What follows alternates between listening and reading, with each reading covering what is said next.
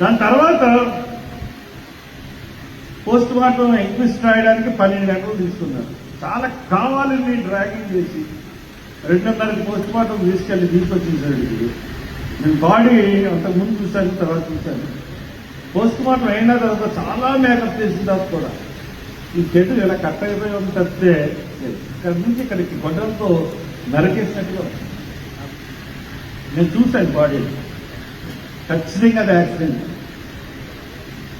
నేను నమ్మడం కాదు, సమాజం అంతా నమ్మింది,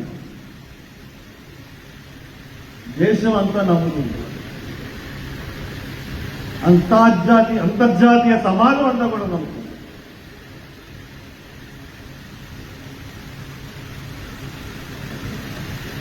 అంతర్జాతీయ సమాజం కూడా నమ్ముతాం. ఇటువంటి పరిస్థితుల్లో ఆయన అక్కడ బాడీ ఉంటుండగానే ఇక్కడ ప్రవీణ్ పగడాల గారి అకౌంట్ సీజ్ చేశారు. ప్రవీణ్ పగడాల గారి ల్యాప్టాప్, ఐప్యాడ్ తీసుకుని వెళ్ళిపోయారు. అక్కడేమో 2 ఫోన్లు ఐఫోన్ సీజ్ చేద్దామని చెప్తే ఇంకొక డౌట్ ఉంది, ఇక్కడ చెప్పకూడదు కానీ నేను తర్వాత చెప్తానని. ఇటువంటి పరిస్థితులన్నీ కనబడినప్పుడు యాక్సిడెంట్ అయితే ల్యాప్టాప్ సీజ్ చేయడం ఏంటి,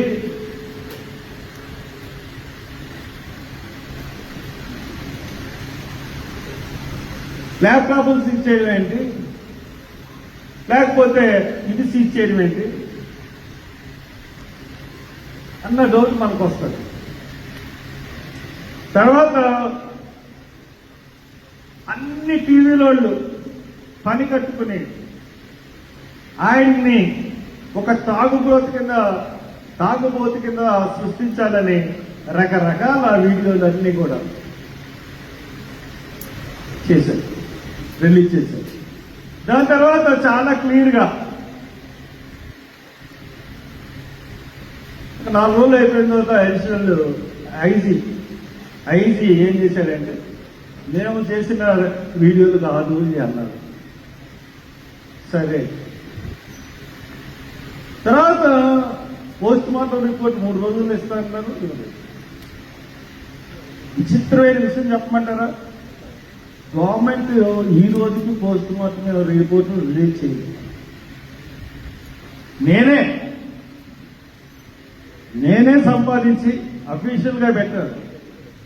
నాకు తెలుసు కదా, సామ పేద దాన దండోపాయాలు ఉపయోగించాలి. పోస్ట్ మార్టం రిపోర్ట్ తీసుకొచ్చాను, కోర్టులో వేస్తాను.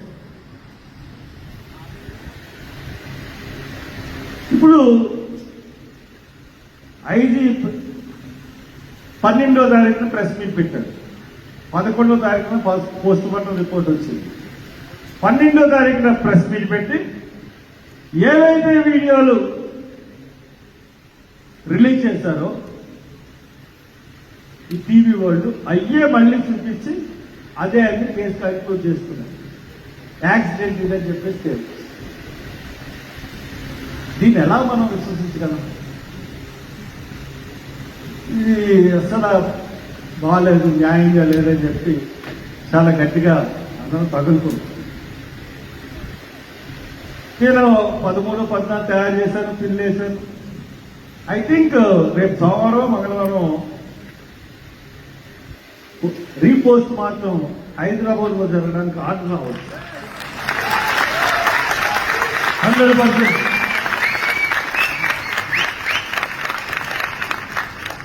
ఆయన చూశాను వీడియోలు. ఆయన ఎవరికి అపకారం చేశారు, ఎవరికి అన్యాయం చేశారు? ఒకరికి అపకారం కానీ ఒకరికి అన్యాయం కానీ చేసే మనిషి కాదే. ఆయన తాగుబోదు, అంతకంటే కాదే. ఎందుకు సమాజంలోని ఒక వర్గం ఆయన్ని ఈ విధంగా కించపరచాలని చూస్తుంది?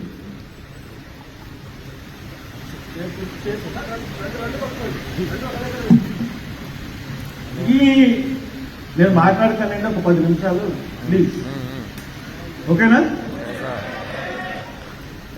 ఎందుకంటే నేను సభా మర్యాద పాటించేవాడిని, అందరూ మాట్లాడాలి కాబట్టి కొంచెం తప్పదు. నేను అక్కడ జరిగిన అన్ని విషయాల్లో నేను ఉంటాను. సరే, చూసేటోడికి నాకు ఏంటి ఇలా చేస్తున్నారు, గవర్నమెంట్ ఇలా చేస్తుంది, ట్వీట్లు పెడుతుంది, కూటమి నాయకులు ట్వీట్లు పెడుతున్నారు, యాక్సిడెంట్ అని. అది దర్యాప్తు ఎలా ఉందంటే, పోలీసుల దర్యాప్తు హత్యని ఎలా ప్రూవ్ చేద్దామని ఉంటే అసలు అది హత్య లేదా యాక్సిడెంట్ అన్నా ప్రూవ్ చేయడానికి లేదు. అది యాక్సిడెంట్ అని ఎలా ప్రూవ్ చేయాలి, హత్యని కాకుండా యాక్సిడెంట్ అని ఎలా ప్రూవ్ చేయాలన్న దాని మీదే దర్యాప్తు జరిగింది. మనకి ఏదైనా జరిగినప్పుడు, ఇన్సిడెంట్ జరిగినప్పుడు ఏంటో కనుక్కోవడానికి ఇన్వెస్టిగేషన్ జరుగుతుంది, నిజాలు బయట పెడతారు పోలీసులు. కానీ ఇక్కడ అలా కాదు, ముందే వాళ్ళకి ఆసక్తి ఉంది, దాన్ని యాక్సిడెంట్ గా చూపించారు పోలీసులు, అది ఫాలో అవుతా ఉంటారు. కానీ అది హత్యనే ఇంకా చెప్తా ఉన్నారు. చాలా దురదృష్టం.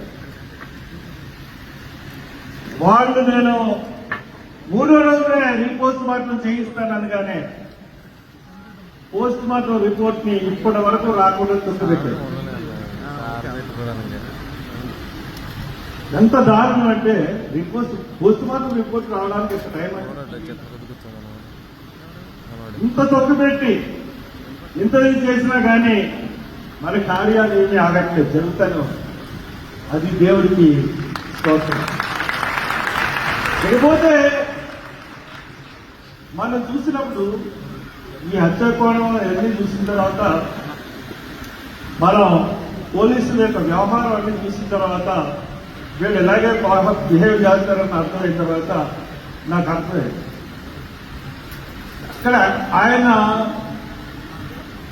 చనిపోయిన ప్రదేశం ఎక్కడ, ఏదైతే ప్రదేశంలో చనిపోయాడో ఆ పక్కనే మా ప్రాపర్టీ అవుతుంది.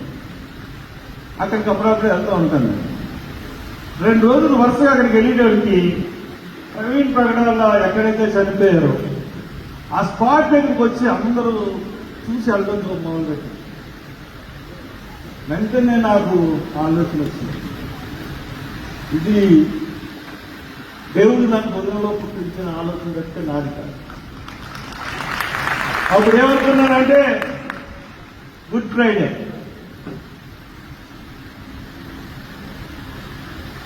ఈస్టర్. గుడ్ ఫ్రైడేలో వాక్యం ఉంటారు, ఈస్టర్లో సమాధుల్లో దిగలుగుతారు, సమాధుల పండుగ చేసుకుంటారు. కాబట్టి శనివారం సాయంత్రం 4 గంటల 5 గంటలకి ప్రవీణ్ పగడాలు ఎక్కడైతే చనిపోయాడో, ఎక్కడైతే లాస్ట్ బాడీ దొరికిందో అక్కడ కొవ్వొత్తులు వెలిగిస్తామని చెప్పి నేను ప్రార్థించాను.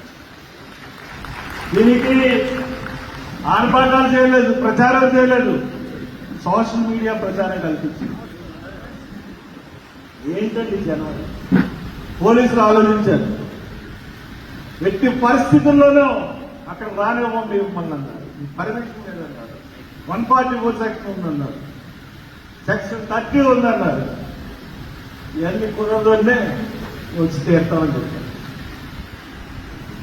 నాకు పోలీసులకు కూడా నేను 4:30కి లాస్ట్కి అడుగుదామని చెప్పి 5ంటికి జనం వచ్చేస్తారని చెప్పి మళ్ళీ వెళ్ళా 3:30.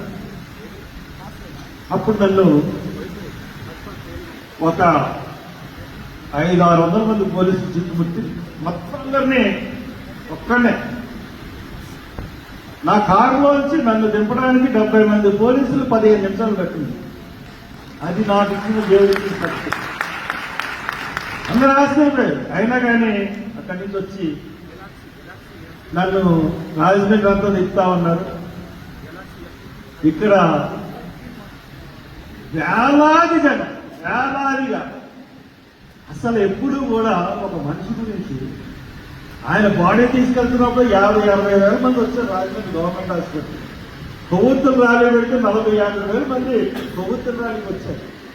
పోలీసులు చేతులు ఎత్తేసి వెనక్కి వెళ్ళిపోయి ఆ ప్లేస్ ని మనకు అప్పగించేసిన విషయం మనకి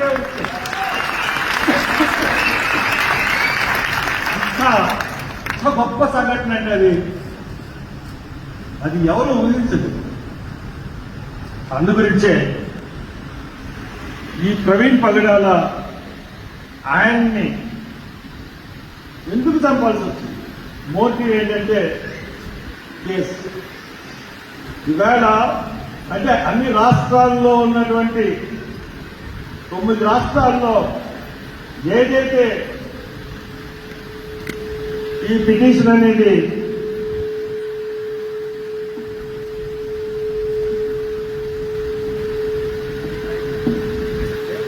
ఈ రాష్ట్రాలు ఏదైతే ఉందో మత మార్పిడి నిరోధక బిల్లు, ఆ మత మార్పిడి నిరోధక బిల్లు గురించి మాట్లాడవలసిన జ్ఞానవంతులైన లాయర్ ఎవరంటే ప్రవీణ్ పగడాల. అబాలిషన్ ఆఫ్ హిందూ యాక్ట్స్ గురించి ఆయన స్పీచ్ చూసిన తర్వాత ఖచ్చితంగా ఆయన మిరాకిల్స్ చేయగలడు, అద్భుతాలు చేయగలడు. దేవుడి సహాయంతో మొత్తం దేశాన్ని అంతటినీ ఏలగలడు అని అనిపించింది. అందుగురించే ఆయన్ని బలి తీసుకుంది సమాజం. అందుగురించే ఆయన ఎవరో తెలియనటువంటి నాలాటను కూడా మనస్సుకి పురికల్పి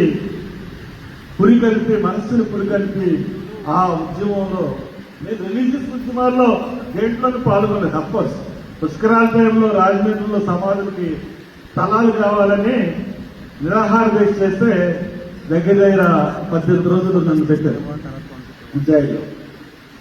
ఎంపీగా అయిన తర్వాత కూడా జైల్లో ఉన్నాను నేను. అది విచిత్రం. నా సొంత కేసు అన్నది ఎప్పుడు చిన్నప్పటి నుంచి ఇప్పటి వరకు కూడా లేదు. స్టీవెన్ తెలుసు, మా యాడమ్కి తెలుసు. స్టీవెన్ సింగర్, నాకు సబ్ జూనియర్ యూనివర్సిటీలో. ఇంత పెద్ద సింగర్ అవుతాడని నేను అనుకోలేదు. వీళ్ళందరూ పెద్ద అందనాలు. నా జూనియర్స్ కానీ నా సీనియర్స్ కానీ అందరూ అర్షన్న నేనంటే ఒక ఇది ఆయన నన్ను కాసుకునేవారు. దేవుడు ఎప్పుడు నా మీద నా పట్ల ఎప్పుడు ఒక రక్షణలాగా జనానికి క్రియేట్ చేశారు చిన్నప్పటి నుంచి. మరి ఎందుకో తెలియదు. అది నేను చూసుకున్నాను. ప్రవీణ్ పగడాల అయిపోయిన తర్వాత ఇది అయిన తర్వాత